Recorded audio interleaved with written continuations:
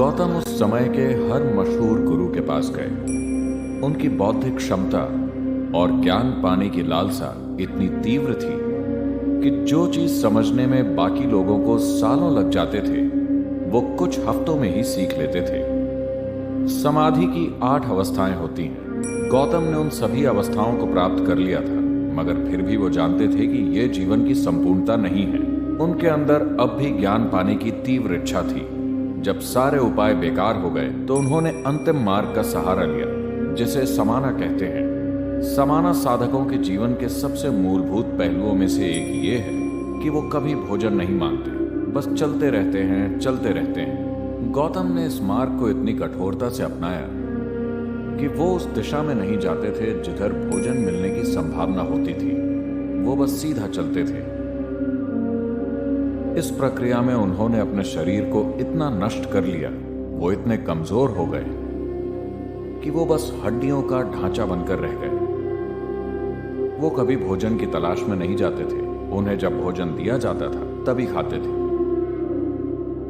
एक दिन वो नीरांजना नदी के तट पर पहुंचे, जो 2 फुट गहरी एक छोटी सी धारा थी और उसका प्रवाह थोड़ा तेज था। उन्होंने धारा को पार करने की कोशिश की। आधी दूरी पर वो आगे बढ़ने में असमर्थ हो गए। उनके शरीर में और शक्ति नहीं थी। वहां एक पेड़ की टूटी हुई टहनी थी, जिसे उन्होंने पकड़ लिया। पता नहीं वो कितनी देर तक वहां खड़े रहे। शारीरिक कमजोरी की वजह से उन्हें वो समय बहुत लंबा लगा होगा। वो कुछ मिनटों का समय भी हो सकता है या कुछ घंटे भी, मगर उनके अनुभव में वो समय बहुत लंबा था। वो बस वहीं अटके रहे। उनके अंदर अगला कदम उठाने की ताकत नहीं थी, मगर वो हार मानने वालों में से नहीं थे। अचानक उन्हें एहसास हुआ कि उनकी समस्या ये है कि वो आत्मज्ञान को पाने की कोशिश कर रहे हैं।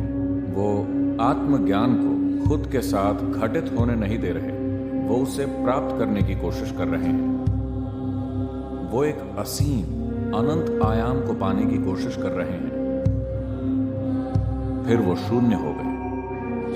अचानक उनके अंदर नदी पार करने के लिए कुछ कदम आगे बढ़ाने की ताकत आ गई। वो जाकर उस बोधि वृक्ष के नीचे बैठ गए। वहां बैठकर उन्होंने निश्चय किया, मैं यहीं बैठूंगा।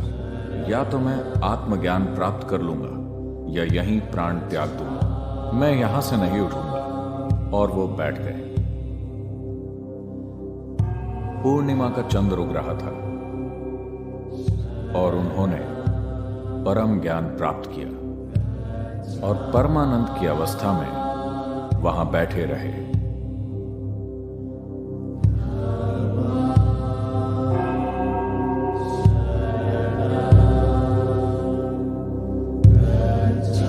सभी कहानियां देखने के लिए कृपया हमारे चैनल को लाइक, शेयर और सब्सक्राइब जरूर करें।